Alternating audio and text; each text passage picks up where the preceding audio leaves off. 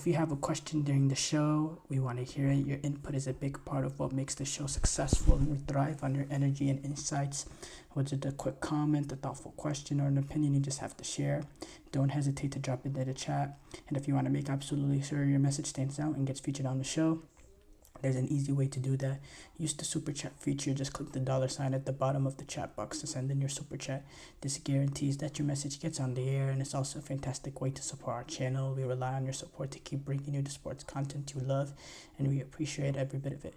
So go ahead, let us know what you're thinking. Hit that super chat button, and let's keep this show as interactive and exciting as possible. And if you prefer, you can also go to the gsmcpodcast.net to tip, donate, and leave a comment or question there. We couldn't do what we do without your amazing support, and we're so thankful to have you as part of our community. We have to start off, though, with Real Madrid's electric is one way to describe it. Electric comeback over Borussia Dortmund. Dortmund took the lead in the 30th minute with Daniel Malin, and then doubled it. It was Jamie Bino Gittins, and they played a wonderful first half, and really similar to how they played in the Champions League final, especially in that first 35 minutes or so. Except the only difference was this game they were able to get on the score sheet. And they were able to take advantage of their opportunities. For the last few minutes of the half, they suffered a little bit, but they were able to go in with a 2-0 lead, despite Real Madrid really turning it on that last 5 minutes of that first half. Then in the second half, you just saw pure domination from Real Madrid. Completely dominated this game, suffocated Borussia Dortmund, and yeah, it was inevitable. Not only were they able to draw level 2-2, they were able to get 5 goals past them in that second half. It was just, that was a champion's response after going down 2 goals. And I'm thinking, even if Borussia Dortmund did take the lead in the Champions League final, even if they took advantage of those opportunities that game in the first 60 minutes when they really dominated Real Madrid would have probably still responded beautifully, because that's just Real Madrid. They're never out of it. They have that champions mentality, and the way that they responded to going down 2-0, the domination, I mean, it was just Champions League Real Madrid. I was his best. Vinicius Jr. hat-trick, dominating, and they just completely suffocated Borussia Dortmund. And Dortmund, they just couldn't handle Real Madrid. And I was impressed at the fact that they were able to take the 2-0 lead, Dortmund, just based on what we've seen of them from away so far. And I thought they started off pretty marvelously. They created a lot of opportunities, and they controlled the possession. But once they took that 2-goal lead, everything went against them. They just completely lost the foothold in the game. They couldn't cope with the pressure, with the constant pressure. The defense looked fragile. They could have conceded 7 or 8. That's how dominated they were. That's how much pressure Real Madrid put on this Borussia Dortmund team, and it just shows that there's levels. But it was a great resilience fight from Real Madrid. They did what they do best. They've came back in high pressurized moments in many occurrences, in much more high pressurized moments than another Champions League group stage game.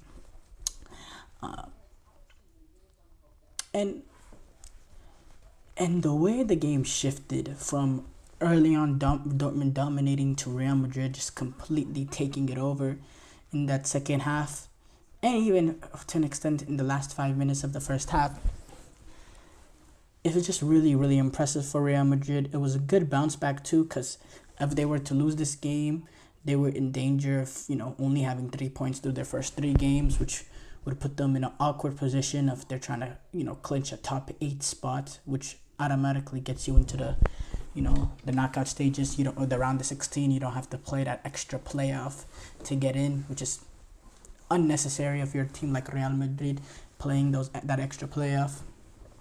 So huge result for them. Great response. Borussia Dortmund, there's a little bit of a bottling culture at that club, I do have to say. They give me Tottenham vibes, just the club in general, the history of Dortmund, some league titles that they've blown, and And that's that's what we saw here. I'm not gonna lie. They bottled that 2-0 lead. They couldn't manage the game. They couldn't put a foothold. Once they took the 2-goal lead and they completely dominated. And once Real Madrid, started getting more control, started piling on the pressure, you didn't see any way Borussia Dortmund was able to manage it. They had no control in that second half, which when you're playing with a 2-goal lead, you need to take the air out of the ball. There's certain periods where you just need to be able to hold on to it for 5 minutes just to relieve that pressure. Borussia Dortmund couldn't do that at all. They constantly were giving it away on the press. And it was really ironic because it was Borussia Dortmund that kept regaining possession as soon as they lost it in that first half. But in the second half, it completely shifted to Real Madrid. Really, it was I wouldn't say a battle of two halves, because I think once that second goal came in, Real Madrid, they turned it on for that last 5 to 10 minutes of the half. They hit the post multiple times, I believe 3 times, and they had some clear cutout opportunities to cut the deficit before halftime. But it was a tale. It was a different game in the first 35 minutes compared to the rest of the game. It was just polar opposites. And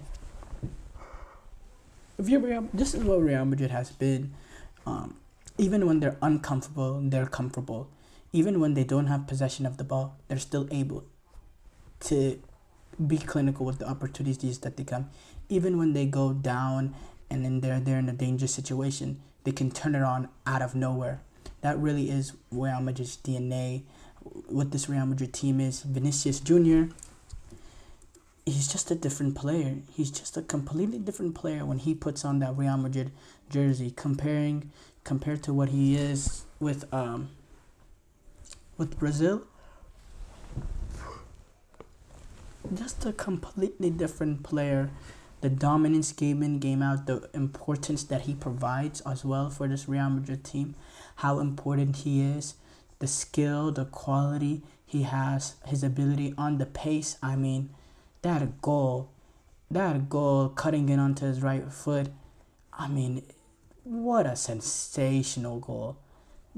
Just a sensational goal. Ancelotti, after the game, saying Vinicius Jr.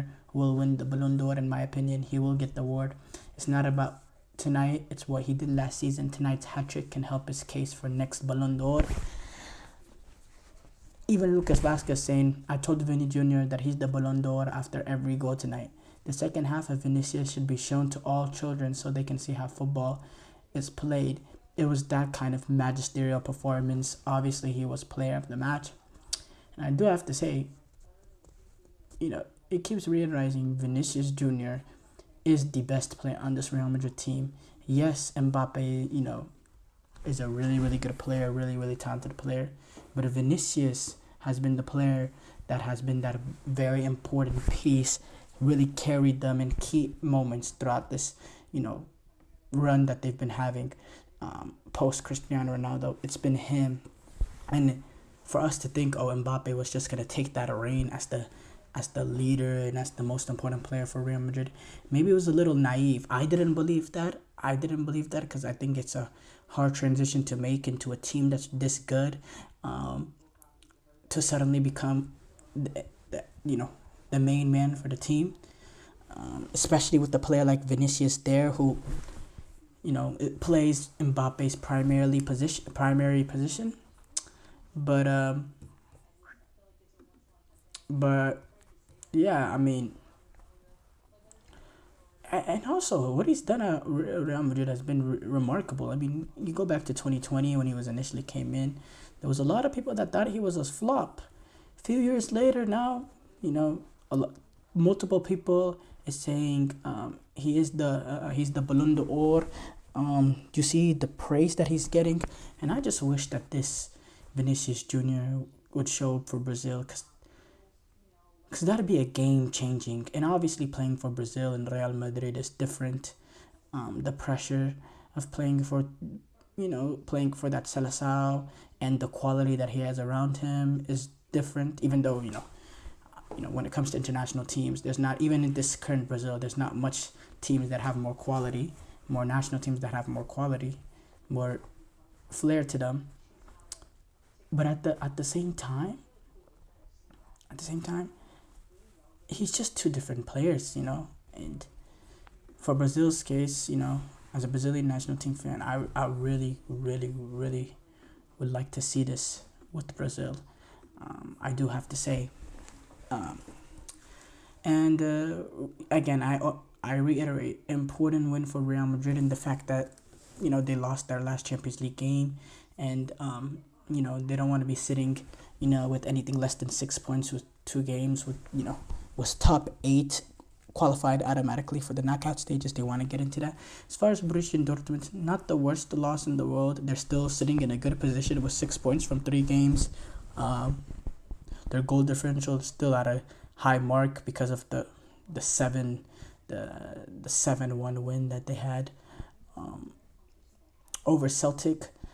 So they're still in a good place in their goal differential, and yeah, it's just their away form reared its ugly head yet again, and playing at Santiago Bernabeu is difficult. It's a difficult atmosphere to play in.